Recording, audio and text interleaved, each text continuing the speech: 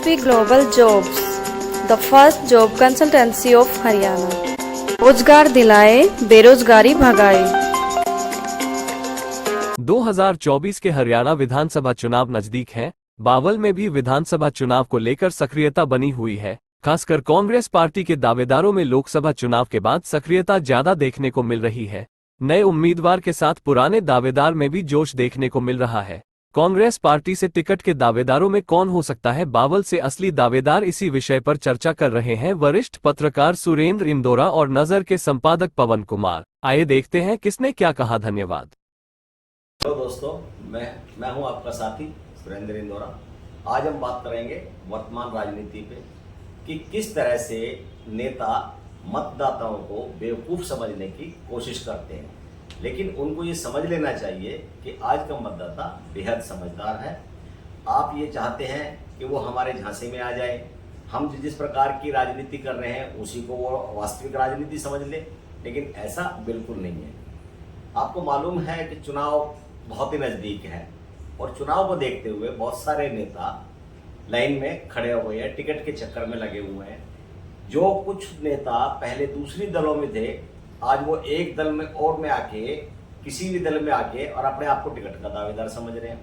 आप ये भी जानते हैं कि हरियाणा में ये तो पार्टियां बहुत है, लेकिन इस बार वर्तमान में जो माहौल चल रहा है उसमें सीधा सीधा मुकाबला भाजपा और जनता पार्टी, भारतीय जनता पार्टी और कांग्रेस के बीच ही कहा जा सकता है।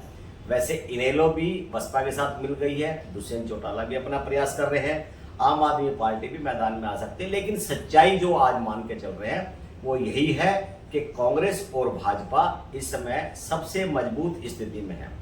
कांग्रेस जो है अपने आप को और भी ज्यादा मजबूत स्थिति में इसलिए मान रही है कि लोकसभा के चुनाव में उनका प्रदर्शन काफी अच्छा रहा है और कांग्रेस की इसी पोजीशन को देखते हुए कांग्रेस के जो टिकट लेने वाले हैं उनकी बाढ़ सी आ गई है।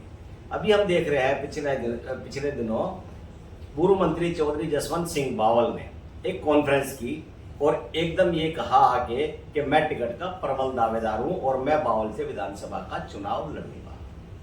अब आप ये देखिए कि चौधरी जसवंत सिंह ने ये घोषणा कर दी, वो हरियाणा विकास पार्टी से एक बार एमएलए बने, उसके बाद सत्ता में रहे, सत्ता जाने के बाद उन्होंने कांग्रेस में आ गए, कांग्रेस में सत्ता रही, आनंद लिया काफी उन्होंने सत्ता का, और अब देखा बीच में फिर गैप हो गया। बीजेपी सरकार आने के बाद में गैप हो गया, बीच बीच में बीजेपी में कभी कभी वो आते रहे। लोकसभा के चुनाव से पहले उन्होंने ये सोच के कि भारतीय जनता पार्टी के टिकट बावल से उनको मिल जाएगी और वो राविंद्रजीत सिंह के साथ होगी।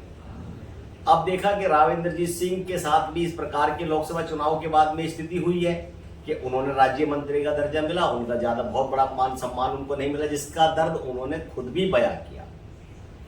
अब कांग्रेस भी अच्छी पोजीशन में है तो एक बार फिर से वो कांग्रेस के मैदान में उतरने का प्रयास कर रहे हैं। वो जनता को, ये क्या जनता नहीं समझती? पवन जी हमारे साथ है, एसएसपी टाइम्स के संपादक है पवन कुमार जी, हम इनसे बात करेंगे। क्या ये उचित मानते हैं? क्या इनको ये पवन जी आप मानते हो कि भाई जसवंत सिंह इस प्रकार से लोकसभा चुनाव से पहले राविंद्रजीत सिंह जी के साथ थे हैं, अब उन्होंने क्या ऐसा हो गया कि कांग्रेस में अचानक उन्होंने कुंड की तरफ अपना राविंद्रजीत का कार्यक्रम भी किया था और वो अपने आप को एक तरह से भारतीय जनता पार्टी का दावेदार भी मान रहे थे कि यदि बनवारी लाल को टिकट नहीं मिलती है तो वे इसके लिए प्रयासरत हैं। और उसमें लक्ष्मण सिंह जो कोसली एमएलए हैं वो भी उनको पूरा सहयोग कर रहे थे कि इनको बाउल से भारतीय जनता पार्टी की टिकट दिलाई जाए। लेकिन लोकसभा चुनाव में कुछ ऐसा हुआ कि इंद्रजीत ने इनसे दूरियां बना ली और उसका परिणाम ये हुआ कि ये भारतीय जनता पार्टी छोड़ के फिर से कांग्रेस में शामिल हो गए और अपने आप को कांग्रेस पार्टी का टिकट का दावेदार उन्होंने जसवंत जी ने एक तरह से मान रखा है। इस वक्त कांग्रेस पार्टी एक बार लोकसभा चुनाव के बाद दोबारा से उभर के सामने आएंगे। जैसा कि हम कहते हैं कि भाई एक बार किसी चीज का पतन होता है, पतन होने के बाद रीबॉर्न होती है, तो लगभग 10-15 साल बाद जो कांग्रेस है वो एक बार उभर के सामने आई। तो हर एक का ये प्रयास रहेगा कि मुझे कांग्रेस से बावल हल्के की बावल क्षेत्र से टिकट मिले। इन दावेदारों में सेम इसी तरह की पोजीशन है, वो एमएल रंगा जी की भी है, एमएल रंगा जी ने भी कई बार पार्टियां बदली और आज वो कांग्रेस में है। ठीक है, इन दोनों नेताओं एमएल रंगा जी और जसवंत का एक जान आधार तो है, लेकिन कहीं ना कहीं जो विश्वास की बात आती है वो पब्लिक में विश्वास ये खो चुके हैं और जनता इन पे बिल्कुल भी विश्वास नहीं करती कि ये बावल हल्के की जनता के शुभचिंतक होंगे।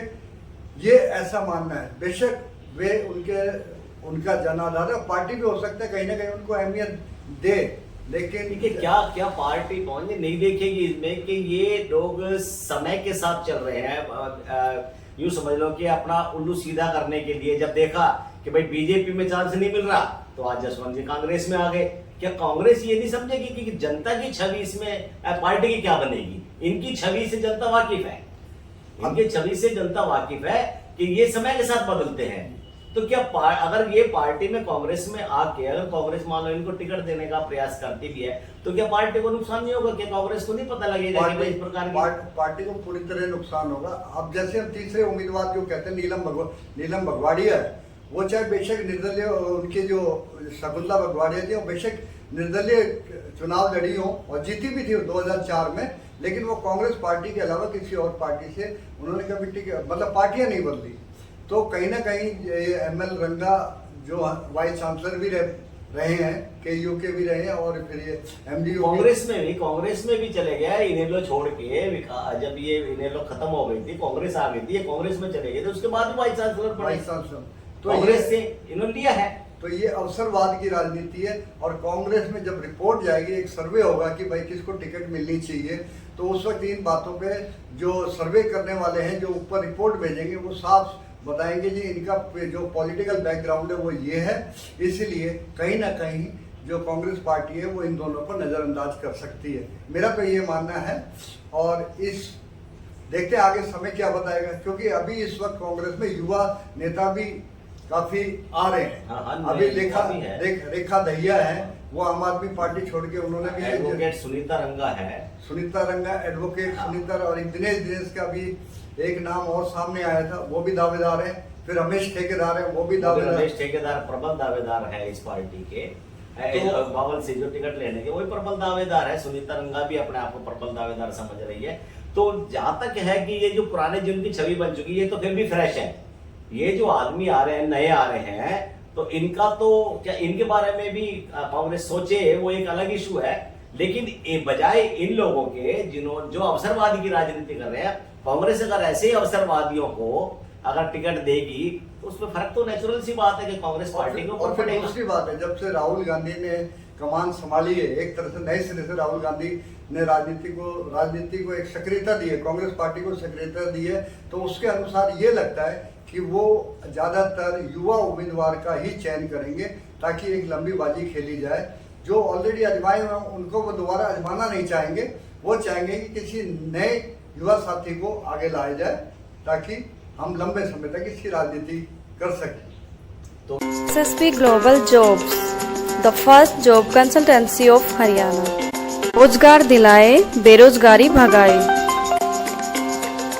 क्या ये मान के चला जाए जो पुराने जो है कांग्रेस के जो है इन पे पार्टी विचार करेगी? हालांकि पार्टी ने पहले कह दिया कि ये अभी सामने बात आ रही है कि सर्वे होगा और एक विनर कैंडिडेट है, क्योंकि सत्ता कांग्रेस का ये है कि जिस प्रकार से लोकसभा में उन्होंने भाजपा को कड़ी टक्कर दी है और 0 से 5 पे आ गई, तो पूरी तरह से लवरेज है उत्साह से कांग्रेस। और सीधा उनका ये है कि गवर्नमेंट हमें बनानी है। गवर्नमेंट बनानी तो उनकी ये भी सोच है कि कैंडिडेट भी ऐसा हो जो चुनाव जीत सके, और ऐसे ही आदमी के लिए वो सर्वे भी करा रही है।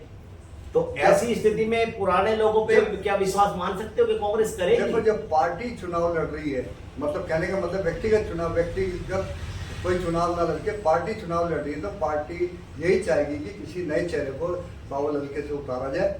और जैसे राज बब्बर को लोकसभा चुनाव में उतारा और अच्छा रिस्पॉन्स मिला। हालांकि वे जीत नहीं पाए, लेकिन उनका रिस्पॉन्स था वो अच्छा था, अबव एक्सपेक्टेशन था, उम्मीद से ज्यादा उन्होंने हासिल की। हो सकता है ऐसा कोई युवा मैदान में आए जो मतलब यही लगाए, जिनमें अनेक युवा हैं जो दावेदारी कर रहे हैं। पार्टी का अगर उनको समर्थन मिलेगा तो नेचुरली उनमें कहीं ना कहीं थोड़ा सा राइज होगा, उनका जो हिम्मत है वो बनेगी।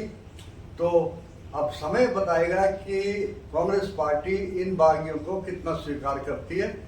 और लेकिन जहाँ तक मेरा मानना है कि इनके साथ एक तरह से धोखा ही होगा। कांग्रेस इस वक्त उस पोजीशन में नहीं है कि वो समझौते की राजनीति करे। उन्हें पता है कि हमारा ग्राफ बढ़ा है, इसलिए जो पड़ रहा है वो कांग्रेस पार्टी के हाथ में, यानी पार्टी को सोच समझ के टिकट देनी है है और मजबूरी में नहीं। ऐसे लोगों पर विश्वास नहीं करना है, क्योंकि जनता इनको पहले भी देख चुकी है। पहले देख ये बन चुके हैं। हालांकि आज ये जो विपक्ष की भूमिका में है कांग्रेस के, डॉक्टर बनवारी लाल पर काफी आरोप लगा रहे हैं कि भाई काम नहीं हुआ। अच्छी बात है, आरोप लगाना विपक्ष का काम है। काम कितना किया है वो बावल की जनता जानती है। और इसमें भी कोई संदेह नहीं है कि भाजपा के जो मंत्री हैं डॉक्टर बनवारी लाल जी, बावल की जनता उनसे काफी नाराज है, बहुत नाराज है। ये सामने आ रहा है छन के कि वो तो काफी नाराज है उनसे। लेकिन ये जो कांग्रेस के टिकट की इस प्रकार से बात कर रहे हैं, खुश तो इनसे भी नहीं है, क्योंकि लंबे समय से ये आ रहे हैं इसके अंदर, तो कई बार चुनाव लड़ चुके हैं। विकल्प की बात जब कर रहे हैं तो बनवारी लाल का तो हो सकता है कोई विकल्प ना हो कि जो उनके आधार के बराबर, मतलब उनके बराबर की दावेदारी करते हैं। लेकिन कांग्रेस पार्टी के पास अनेक विकल्प हैं, मौके भी है, विकल्प भी है। तो इसलिए कि ये दो नेता तो बराबर के हो गए जिन्होंने बाउल से चुनाव लड़े हैं, और दो तो बराबर के ही हो गए। तो और उसके अलावा नए जो आ रहे हैं, वो शकुंतला भगवाड़िया भी अगर उनकी लड़की भी लड़ती तो तीन तो वही हो गए जिन्होंने पहले ऑलरेडी विधानसभा का चुनाव लड़ा है। और शकुंतला भगवाड़िया ने तो 4-5 बार चुनाव लड़ा। एक चीज और आ रही पवन जी इसमें कि जैसे नीलम भगवाड़िया की आपने बात की है, इस अभी ये मुकेश जूली का नाम सामने आया है, तो डॉक्टर पवन है उनका भी नाम सामने आया है कि भाई कांग्रेस के प्रबल दावेदार हैं टिकट के बावल से। लेकिन बावल के लोगों की ये भी आ रही है कि लोकल आदमी चाहिए। लोकल जूली ये आदमी लोकल नहीं है, बताएं, क्योंकि अभी बीच में किसी चैनल ने वो किया था तो 10-12 कैंडिडेट थे जो चुनाव लड़ना चाहते थे, उन्होंने कहा हम भी टिकट के दावेदार हैं, लेकिन बोला हमें सबसे बड़ी खूबी जो है वो ये है कि हम लोकल हैं यहाँ, और लोकल आदमी को। और मुकेश जूली के लिए बात ये आती है कि वो एक तरह से राजस्थान को बिलोंग करते हैं। वो कहीं ना कहीं उनका ड्रॉबैक है कि उनको हो सकता है कि इसी कारण से देखा जाए तो उनको कहीं ना कहीं बैकफुट पे आना पड़ेगा टिकट की दावेदारी। ऐसा ही कुछ डॉक्टर पवन के बारे में, he is not concern with बावल, वो भी कहीं बाहर के बताए हैं, हो सकता है रेवाड़ी जिले के, मैं उनके बारे में ज्यादा कुछ नहीं जानता, लेकिन सुनने में यही आया कि वो भी बावल के लोकल नहीं है। नीलम भगवाड़िया का भी ऐसा है कि वो भी बावल की नहीं है उनके। तो जनता की वहां की डिमांड है कि लोकल जो आदमी है वहां का, जो नया आदमी है वो प्रॉपर बावल का, वो प्रॉपर बावल का, बावल क्षेत्र का हो। तो बावल क्षेत्र की जहाँ बात आती है तो ML रंगा का जो गांव है वो बावल हल्के में पड़ता है। हाँ। बावल का भी यूं तो जसवंत का गुड़ौली है, वो भी बावल हल्के में पड़ता है। और तो लेकिन फिर भी कहीं ना कहीं ऐसा देखा जाएगा कि उससे पहले चीज को एनालाइज करना पड़ेगा कि भाई कौन विनिंग कैंडिडेट है। पब्लिक के बीच में जाके चाहे कोई भी उम्मीदवार का जब चयन करेंगे तो पब्लिक में कांग्रेस पार्टी के जो सर्वेयर है उनको जाना पड़ेगा, ताकि अंदाजा लगे कि भाई इनमें कौन सा उम्मीदवार है जो आसानी से बावल हल्के की सीट निकाल सकता है। तो अब ये मान के चला जाए कि सारी बात जो है कांग्रेस पार्टी पे डिपेंड करती है कि वो भाई पुराने जो खिलाड़ी है उन पर दाव खेलेगी या फिर किसी नए आदमी को वहां लेके आएगी जो फ्रेश होगा, एनर्जेटिक होगा, है ना, और जिसको बावल की जनता में पता करेंगे उसके बाद सर्वे के अंदर के बावल की जनता के लिए फिट है या नहीं। अब जो नया उम्मीदवार होगा वो पार्टी के अनुसार चलेगा, और जो पुराना उम्मीदवार है जो जिसने पहले ही चुनाव लड़ रखे हैं वो पार्टी के अनुसार ना चल के अपने अनुसार पार्टी को चलाने की कोशिश करेगा। इसलिए कांग्रेस पार्टी यही चाहेगी कि किसी नए उम्मीदवार को मैदान में उतारा जाए जो डॉक्टर बनवारी लाल को अच्छी तरह टक्कर देके और यहाँ से सीट निकाल सके। तो मेरा तो ये मानना है कि कांग्रेस पार्टी पुराने दिग्गजों पे दाव ना खेल के कांग्रेस पार्टी नए किसी उम्मीदवार पे मजबूत उम्मीदवार पे दाव खेलेगी। ठीक है, ये आपने सुना वर्तमान राजनीति का जो बावल में जिस प्रकार से कांग्रेस के दावेदार आ रहे हैं, उन्हीं को लेकर हमने इस विषय में बात की। फिर अगले मुद्दे पर फिर हम बात करेंगे। तब तक के लिए नमस्कार, धन्यवाद।